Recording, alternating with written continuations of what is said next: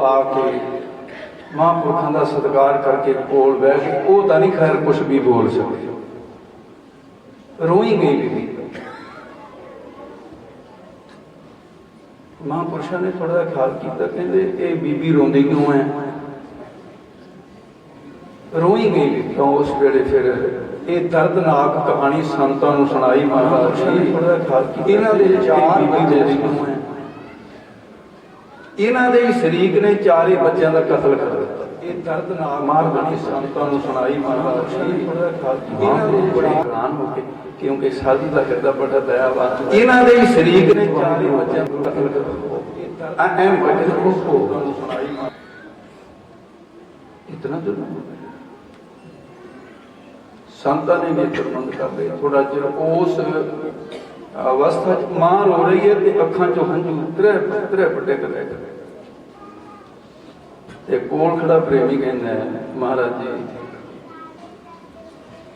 तुहाडे कोल इन्नियां बरकतां ने, किरपा करो इन्हां नूं औलाद बख्श दिओ। शरीर औलाद पैदा करन योगा नहीं। लोकी कहते हैं जेड़े कहते हैं कई जानते भी संत नहीं होंदा, असीं किवें मनगे। ये वो प्रूफ है जिहड़ा तुहानूं अखां नूं दिखाया जा सकता है। जो मैं बोल रहा इसदा सबूत है मेरे कोल।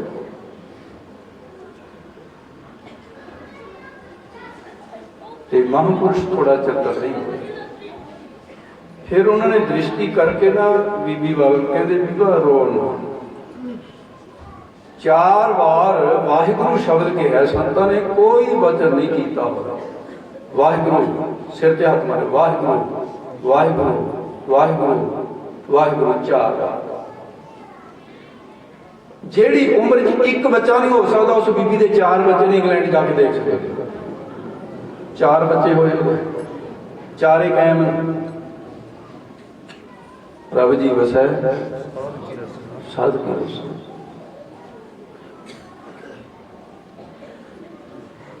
महापुरुष कार सेवा वाले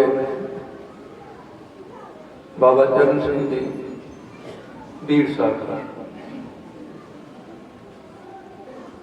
सतगुरां दी ऐसी कृपा बाबा बुढ़ा साहब की हुई।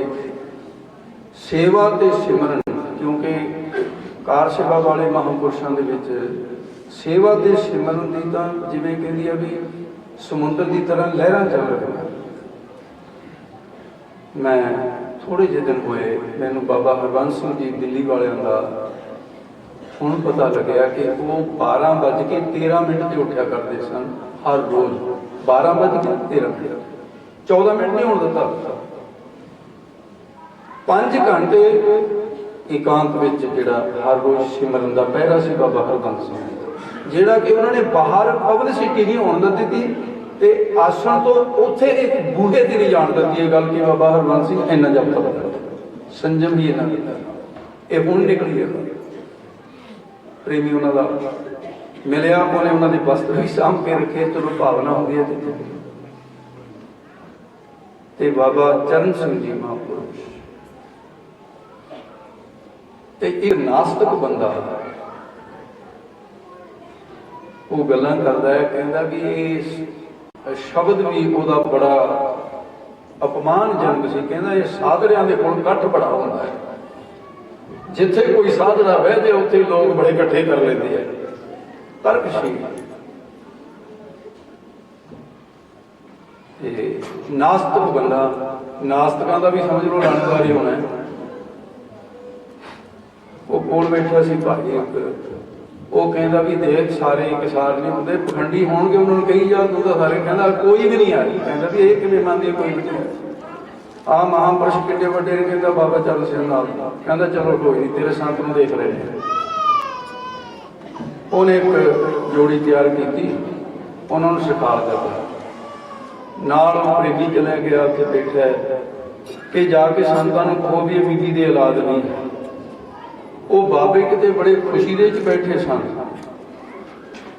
वो कहते भाई गुरु नानक कृपा करो, बाबा बुढ़ा साहब पुत्रां दा दानी महाराज साहब कृपा करनगे। कहते महाराज कृपा करनगे, कहते अरदास करो, कहते हो जाऊगा। वो वो जदों आए तो नास्तिक कहता भी हुण गल बन गई ठीक, हुण गल बन गई ठीक। कहता ये साध का जलूस अखबारों च कढूंगा हुण मैं भी तेरा वचन सी, क्योंकि इलाका हो नहीं सकती। ते वो जिहड़ा प्रेमी नाल गया सी जिन्हें संतां तो वचन कराया, वो गृहस्थी जोड़ी हिल गए दोने, कहते भी भाई साहब संतां मुड़ के लै चल, संतां कोल पाप हो गया साडे कोल बहुत, इहदे कहे ते जाके गल है बीबी ते तां बच्चा हो ही नहीं सकता मेरे घर वाली। वो कहता क्यों नहीं हो सकता? वो कहते जी ये बच्चा दानी है नहीं, बच्चा कितों होगा, ये तो डॉक्टर की रिपोर्ट है। चलो जाके ताकि कोई दरगाह च न सरापे जाइए, संतां तो जाके बेनती करके वो जी आ गए। कहते बाबा जी गल च फला पाया है भी सानू माफ कर दो, असीं किसी ने चक्के चकाए आ गए सी। वो भाई कहना मेरे घर वाली दे जी हो नहीं सकता साडे तक। कहते क्यों नहीं हो सकता? वो कहते महाप्रभु इस करके नहीं हो सकता, बच्चेदानी है नहीं। बाबे मुड़ के कहते जिहड़ा बच्चा दूगा बच्चेदानी भी दे दूगा। तुहानू बीबी मिला सकते हो जिहदी गोद विच बच्चा है, बीबी अजे जिउंदी है। इहनूं कहते ने साध जगां की अचरज कथा। एवें नहीं महापुरुषों नाम जपण वालियां दी शोभा क्यों करा रहा है परमेश्वर? ये रब दी शोभा करदे हैं। बाबा साधु जी महापुरुष सारी जिंदगी रब दी शोभा कीती है, इन्हां क्यों नहीं शोभा होगी? सच्चे मार्ग चलदे हैं उस्तत करे सिੱਖੀ क्यों है? महापुरुषों का बहुत बहुत धन्यवाद, अपने बड़ियां का उन्हों की याद बना रहे हैं ते दास नूं भी, क्योंकि बहुत लंबे समय का ते जदों मेरा बचपन सी उस वेले का सन 1970 तो भी पहला, बल्कि 69-70 के वेले तो महापुरुषों के नाल मेल मिलाप है। ते उस अपने मिलाप नूं मुख रखते मेरे को सुनेहा दे देंदे ते मैं उस वेले ये मान महसूस करता होया पहुँच जाना कि महापुरुषों ने बुलाया। संत बाबा लखवीर सिंह जी महापुरुष अपनी मिसाल आप हैं, उन्होंने कीर्तन द्वारा ख्याल करने मैं, क्योंकि मेरी कारज कुछ ऐसे जिस करके उन्होंने महसूस कर लिया, कहते तुम छेती जाना, मैं कहते जाना तो है, कहते फिर मैं बाद च लग जूँ। बाबा लखवीर सिंह जी ऐ असीं थोड़ा जिहा समय का वड्डा सट्टा कर लिया, वैसे टाइम इन्हां दा सी महापुरुषां दा। ते गुरु कृपा करे जो कारज 9 साल दे विच गुरु साहब ने अपने दर दे चाकर समझ के सेवा करवाई है, ना हम किया ना करेंगे ना कर सके सुने। एक ओंकार तो 18-10-20 तक जो 9 बरे लग के सटीक तैयार होया, वो शब्द का भंडारा वरत रहा है इस वेले। जिहड़े प्रचार करने वाले उन्होंने गुरुओं वास्ते संत बाबा कश्मीरा सिंह जी अपना हिस्सा लाया है। जदों देग वरतदी हुंदी है, जिहड़ा हाथी ना करे उन्होंने देग थोड़ी मिलती है, सिर ते तां नहीं रखनी। जिन्हें जिन्हें इस भिड़े दे लई भंडारे दे लई उन्होंने इच्छा रूप हथ जाहिर किए। ज्ञानी सिंघां वास्ते 1000 सैट जिहड़ा है वो जथे वालों ये भंडारा जथा वरता रहा है। शब्द अखुट बाबा नानका खाए कर धनवाद। एक महापुरुषों का हिस्सा वो असीं इत्थे लैके आए हैं। ये अपने भंडारे दे विचों अपना हिस्सा संत बाबा साधु सिंह जी लैणगे। जथे दे सिंह भाई सुखविंदर सिंह जिन्होंने 9 साल मेरा लिखण दे विच साथ दिता। भाई जगतार सिंह जी होया सी, ये 2 बच्चे हैं। 9 साल च पता नहीं कितनी झटकां भी खाधियां मेरियां। मैं चले जाते 6-6 महीने बाहर, इन्हों तुन के रखता सी। मैं उतों फोन करना अज कितना कम होया, ना क्यों भी इन्ना घट क्यों होया। ये बेचारे वो देख लेंदे सी भी जो मौसम थोड़ा जिहा तब्दील हो गए उदों किवें बोलना है। इन्हां नूं ढंग आ गया सी मेरा, निमरता नाल टाइम कढ़दे रहे पर काम औखा सी। ते वो कारज संपूर्ण होने तो सिंह साहब ज्ञानी कुलवंत सिंह जी तख्त श्री हजूर साहब अरदास अज तक किसी सटीक की इस तरह इस ढंग नाल नहीं हुई। अरदासां तां होईयां होणगीआं जिहड़ियां सिंह साहब ने अपनी मौजूदगी दे विच ਟੀਕਾ ਗੁਰੂ ਗੋਬਿੰਦ ਸਿੰਘ ਸਾਹਿਬ ਨੂੰ ਹਾਜ਼ਰ ਬਣ ਕੇ ਦਾਤਾ ਤੇਰੇ ਅਰਥ ਕੀਤੇ ਦਮਦਮ ਸਾਹਿਬ ਦੇ ਤੇ ਇਹ ਤੇਰੇ ਦਰ ਦੇ ਉੱਤੇ ਇਹ ਫਿਰ ਜਿਨ੍ਹਾਂ ਨੇ ਸੇਵਾ ਕੀਤੀ ਹੈ ਉਹਨਾਂ ਦੇ ਲਈ ਅਰਦਾਸ ਜੋਤਿੰਦਰ ਸਿੰਘ ਜੀ ਦੇ ਕੋਲੋਂ ਮੀਤ ਜਥੇਦਾਰ ਕੋਲ ਅਰਦਾਸ ਕਰਾਈ ਕੋਲ ਖੜੇ ਮੈਨੂੰ ਵੀ ਕੋਲ ਕਰਾ ਕੇ ਰੱਖਿਆ। ਤੇ ਹਰਮੰਦਰ ਸਾਹਿਬ ਦੇ ਅੰਦਰ ਗਿਆਨੀ ਜਗਤਾਰ ਸਿੰਘ ਜੀ ਮੁੱਖ ਗ੍ਰੰਥੀ ਸਾਹਿਬ ਉਹਨਾਂ ਨੇ ਅਰਦਾਸ ਕੀਤੀ। ਦਮਦਮਾ ਸਾਹਿਬ ਦੇ ਮੁੱਖ ਗ੍ਰੰਥੀ ਸਾਹਿਬ ਨੇ ਅਰਦਾਸ ਕੀਤੀ। ਤਖਤ ਸ੍ਰੀ ਕੇਸਗੜ੍ਹ ਸਾਹਿਬ ਦੇ ਪਟਨਾ ਸਾਹਿਬ ਦੀ ਤਿਆਰੀ ਹੈ, ਉੱਥੇ ਜਾ ਕੇ ਅਜੇ ਅਰਦਾਸ ਕਰਾਉਣੀ ਰਹਿੰਦੀ ਹੈ। ਤੇ ਹੁਣ ਮਹਾਂਪੁਰਖਾਂ ਨੂੰ ਬੇਨਤੀ ਹੈ ਇਹਨਾਂ ਦੇ ਸੰਗੀਆਂ ਨੂੰ ਜਿਹੜੇ ਖਾਸ ਕਰਕੇ ਜਥੇਦਾਰ ਜੀ ਤੁਸੀਂ ਥੋੜਾ ਜਿਹਾ ਹਿੰਮਤ ਕਰੋ ਤੇ ਮਹਾਂਪੁਰਖਾਂ ਨੂੰ ਤੇ ਉਹਨਾਂ ਦੀ ਨਾਲ, ਕਿਉਂਕਿ ਅਸੀਂ ਯਾਦਗਾਰ ਰੱਖ ਰਹੇ ਹਾਂ ਜਥੇ ਵਾਲੇ ਸਿੰਘਾਂ ਨੂੰ ਕਿ ਭਾਈ ਪੋਥੀਆਂ ਤਿਆਰ ਕਰੋ ਮਹਾਂਪੁਰਖਾਂ ਦੇ ਹਸਤ ਕਮਲਾਂ ਦੇ ਵਿੱਚ ਦੇ ਕੇ, ਤੇ ਜਿਸ ਤਰ੍ਹਾਂ ਇਹ ਸਾਰੇ ਨਿਯਮ ਬਣਾਇਆ ਹੋਇਆ ਉਹ ਨਿਯਮ ਦੇ ਅਨੁਸਾਰ ਤੇ ਇਹ ਇਹਨਾਂ ਨੂੰ ਤੇ ਕਹੋ ਨਾਨਕ ਜਿਸ ਮਸਤਕ ਲੇਖ ਲਿਖਾਏ ਸੋ ਏਤ ਖਜ਼ਾਨੇ ਰਾਇਆ ਰਲਾਏ। ਇਹ ਖਜ਼ਾਨੇ ਵਿੱਚ ਰਲਾਉਣ ਲੱਗੇ ਆ ਕਿ ਆਪਣਾ ਹਿੱਸਾ ਮਹਾਂਪੁਰਖ ਲੈਣਗੇ। ਸ਼ਬਦ ਭੰਡਾਰ ਦਾ ਇਹਦਾ ਅਰਥ ਹੈ ਗੁਰਬਾਣੀ ਅਰਥ ਭੰਡਾਰ, ਜਿਹਦੇ 'ਚ ਵਿਸ਼ਰਾਮ ਪੁੱਛਣ ਵਾਸਤੇ ਤੁਹਾਨੂੰ ਜਾਣਾ ਨਹੀਂ ਪਊਗਾ ਕਿਸੇ ਗਿਆਨੀ ਦੀ ਜਾਂ ਤੁਕ ਦਾ ਵਿਸ਼ਰਾਮ ਕਿੱਥੇ ਜੀ ਦੱਸਿਓ, ਕੋਈ ਲੋੜ ਨਹੀਂ ਕਿਸੇ ਨੂੰ ਪੁੱਛਣ ਦੀ। ਸੰਤ ਗਿਆਨੀ ਗੁਰੂ ਅਰਜਨ ਸਿੰਘ ਜੀ ਦੱਸਣਗੇ ਕਿ ਇਹਦਾ ਵਿਸ਼ਰਾਮ ਇੱਥੇ ਹੈ। ਇਹਦਾ ਉਚਾਰਨ ਕਿਵੇਂ ਕਰਨਾ ਹੈ, 29 ਕਿਸਮ ਦੇ ਇਹ ਕਿਵੇਂ ਬੋਲਣਾ ਹੈ, ਟੀਕਾ ਦੱਸੂਗਾ ਵੀ ਐਂ ਬੋਲੋ। ਅਰਥ ਕੀ ਹੈ ਇਹਦਾ, ਟੀਕਾ ਦੱਸੂਗਾ ਵੀ ਇਹ ਇਹਦਾ ਅਰਥ ਹੈ। ਗੁਰੂ ਕਿਰਪਾ ਕਰੇ ਉਹ ਭੰਡਾਰਾ ਮਹਾਂਪੁਰਸ਼ਾਂ ਨੂੰ ਸੌਂਪਣ ਵਾਸਤੇ। ਤੇ ਜਿਵੇਂ ਬਾਬਾ ਮੋਹਨ ਜੀ ਸਿਰ ਤੇ ਪੋਥੀਆਂ ਲਈ ਫਿਰਦੇ ਸੀ ਨਾ, ਬਾਬਾ ਜੀ ਆਇਆ ਤੁਹਾਡੇ ਕੋਲ ਸਿਰ ਤੇ ਪੋਥੀਆਂ ਲੈ ਕੇ ਸਾਂਭੋ, ਇਹ ਖਜ਼ਾਨੇ ਤੁਹਾਡੇ ਨੇ। ਗੁਰੂ ਕਿਰਪਾ ਕਰੇ। ਵਾਹਿਗੁਰੂ ਜੀ ਕਾ ਖਾਲਸਾ ਵਾਹਿਗੁਰੂ ਜੀ ਕੀ ਫਤਿਹ।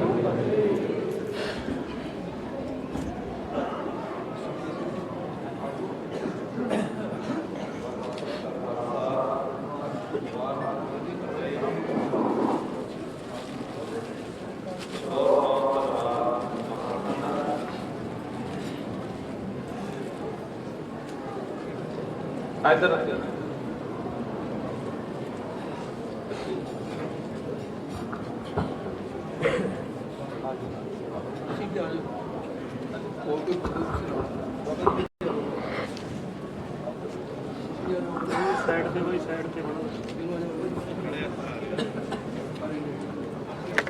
बोले सो निहाल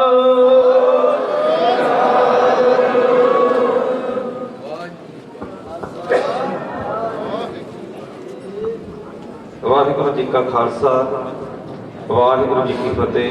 बहुत बहुत धन्यवाद महापुरखों का। सो बेनती है कि महापुरखों नूं जो गुरु घर का सन्मान प्यार अपने महापुरख देंगे।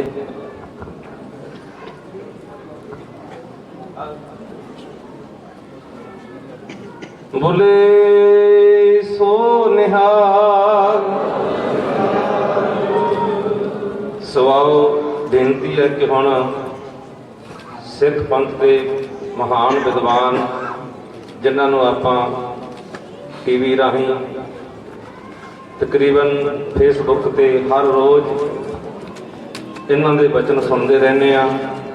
सो बाबा बंता सिंह जी जो महापुरखों को बड़ा प्यार करते हैं, पिछले साल भी राजस्थान भी ते अज भी भावें सारे रजेवियां नूं छड्ड के अज रात को फिर इन्होंने वापस गुरदासपुर जाके उत्थे कहते समा लाउणा। सो बेनती है बाबा जी नूं कि समा बड़ा कीमती है कि आप जी कृपा करो कि सिख संगतां नूं गुरु पातशाह महाराज के इतिहास नाल गुरबाणी नाल जोड़ के निहाल करो जी। वाहिगुरू जी का खालसा वाहिगुरू जी।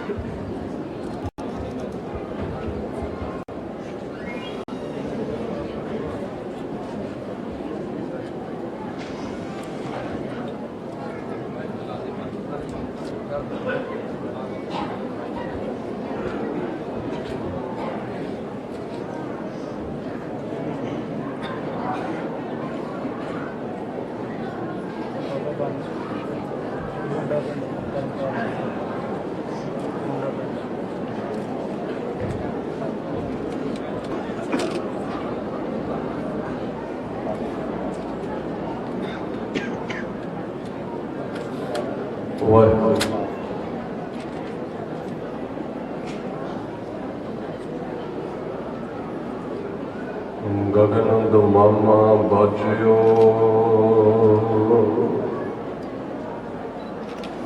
और यो निशाने घाओ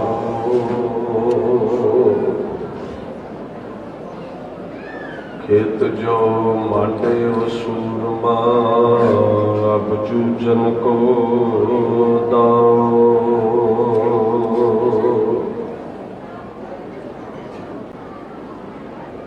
अगम अगाध पार ब्रह्म सोए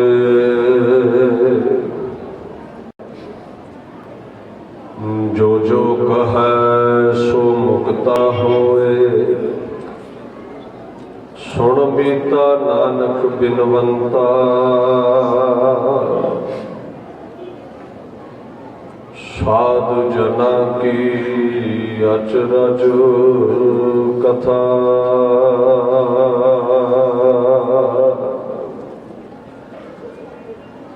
तेग बहादुर परम कृपाला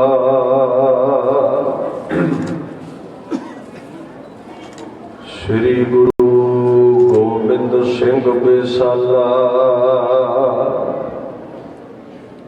तरो तरा पर पुन पुन सीसा बंदो बार बार जगदीसा चवर छतर तख्त दे मालक साहिब श्री गुरु ग्रंथ साहिब जी की पवित्र गोद विच विराजमान गुरु स्वरूप गुरु प्यारी खालसा साध संगत की फतेह प्रवान करो। वाहिगुरू जी का खालसा वाहिगुरू जी की फतेह। धन धन श्री गुरु ग्रंथ साहिब सच्चे पातशाह जी की छत्र छाया हेठ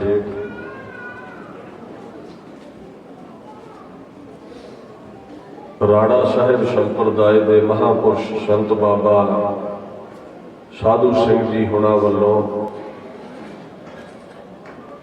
आप सरबत संगत के सहयोग सदका तिलक जंजू राखा प्रभ ताका किनो वडो कलू मह साका धन धन श्री गुरु तेग बहादुर साहब जी नूं नमन करदिया हर साल की तरह ये महान गुरमत समागम उन्हां दी शहादत नूं सिजदा करदिया लिखे हैं। नाल नाल गुरु पातशाह के चरणों के पौड़े ब्रह्म बेते महापुरुष संत बाबा ईसर सिंह जी राड़ा साहब वालियां दी याद नूं समर्पित ये समागम शाहड़ विखे करवाए जा रहे हैं। दीन दुनिया के मालिक गुरु तेग बहादुर साहब सच्चे पातशाह जदों अवतार धारते ने ना ऐदा ही दरबार सजिया होया गुरु ग्रंथ साहब पातशाह जिथे सुशोभित ने इस तख्त का मालिक पंज प्याले पंज पीर छठम पीर बैठा गुर भारी अर्जन काया पलट कै मूरत हर गोबिंद सवारी प्रतख हर गुरु अर्जन पातशाह तो बाद गुरु हर गोबिंद साहब तख्त ते बैठे ने। कथा कीर्तन चल रहा है ते गुरु क्या महलों दे विचों खबर पहुंची है भी पातशाह तुहाडे घर पंजवां साहिबजादा प्रगट होया है। गुरु के प्यारे सिख ने खबर दे के ते आप संगत विच बहना कीता है। आनंद दी मूरत आनंद विच बैठे ने और कोई चेहरे का हाव भाव नहीं बदलिया इस खबर के नाल, क्योंकि उन्होंने कोल जो रुतबा है गुरु नानक दे तख्त दे वो मालिक ने ते भाई गुरदास ने गल कह दी है भी छठम पीर बैठा गुर भारी, उहदे वर्गा कोई पीर नहीं है, गुरु नहीं है, उहदे वर्गी ताकत नहीं है दुनिया के उत्ते। परमात्मा दे वो सरगुण स्वरूप ने ते रब दे उत्ते खुशियां गमियां का बहुता असर नहीं होता। अडोल बैठे आनंद विच बैठे आशा दी वार सुन रहे हैं। हुण थोड़ा जिहा अपने जहन विच ख्याल मारो, झात मारो भी जे सानू ये खबर मिली हुंदी ते आपां कहना सी भी गुरद्वारे नूं किहड़ा जिंदरा वज चलिया, पहलां काका दे वेख आईए भी जां कथा मुक चली है जां कल तो आशा दी वार नहीं लगनी, भुल जानी सी गुरबाणी, छुट जाना सी गुरु दा दर, दौड़े जाना सी आपां घर पर पातशाह साडे वर्गे नहीं ना। गुरु दा रुतबा ऐसा है कोई दुख दी खबर होवे ते फिर भी आनंद विच रहिंदा है। भाई दया सिंह ने आख्या सी कलगीधर पातशाह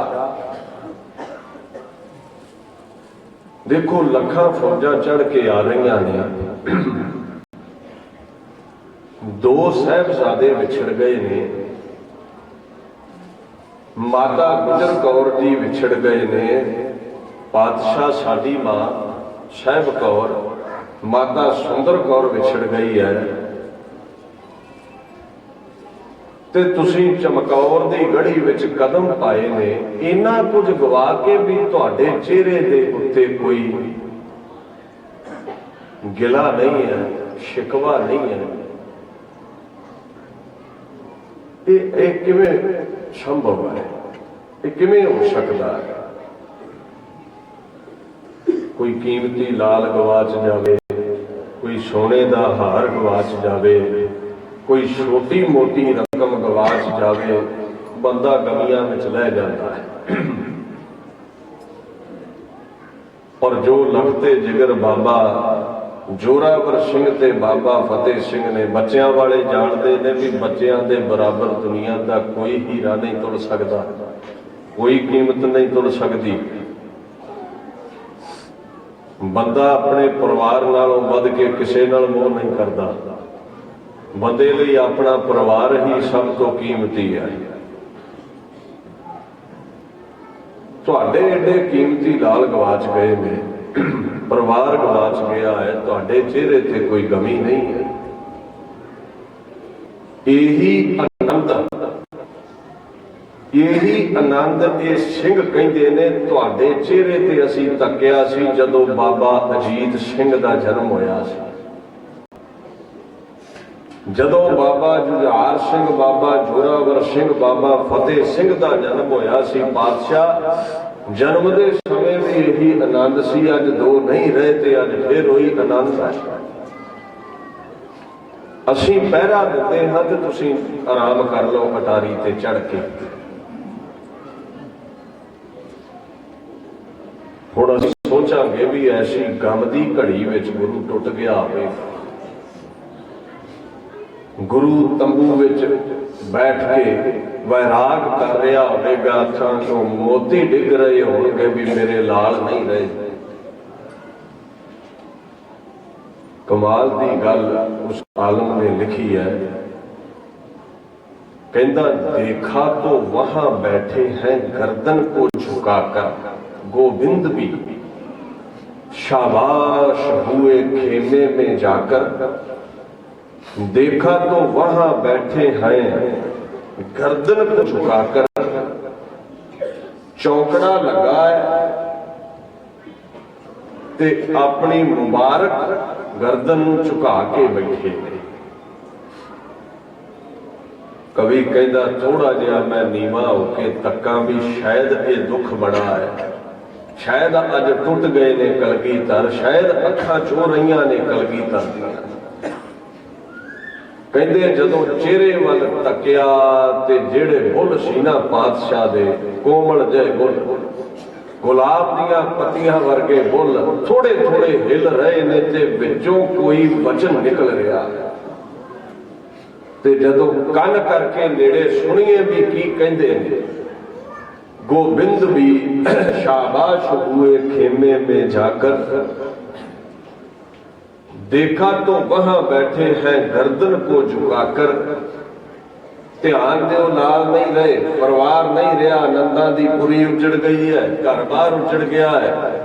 अज जुबान तो यही निकल सकता है भी रब मेरा वैरी हो गया, मेरा सब कुछ उजाड़ दिता, बंदा यही कहेगा। हकीम अल्लाह यार खां कलगीधर ने की ये वचन आखे ने की कलगीधर उत्ते गमी ते खुशी का कोई असर है? देखा तो बैठे हैं गर्दन को झुकाकर, गोविंद भी शाबाश हुए खेमे में जाकर। है वाहे गुरु, है वाहे गुरु, मुंह से निकलता है तू ही तू, है तू ही तू है मुंह से निकलता। कोई गमी नहीं है। जिवें अजीत सिंह दे जन्म ते उहदा नाम जप रहे ने, अज साहिबजादे नहीं भी रहे थे, उसी तरह ही सिमरन चल रहा है। टुटे नहीं, क्यों नहीं टुटे? बंदा होंदा ते टुट जाता, क्योंकि द्वैत एक रूप है गयो, क्योंकि कलगीधर ते परमात्मा एक ही रूप ने, ते रब ते गमियां खुशियां का असर नहीं है। छेवें पातशाह ते कोई खास असर नहीं होगा इस गल का। आसा दी वार लगी है। गुरु नानक पातशाह दे निर्गुण स्वरूप की वडियाई हुई है ते पंजां सिखां नूं नाल लैके, बाबा विधि चंद नूं नाल लैके ते गुरु के महलां विच गए।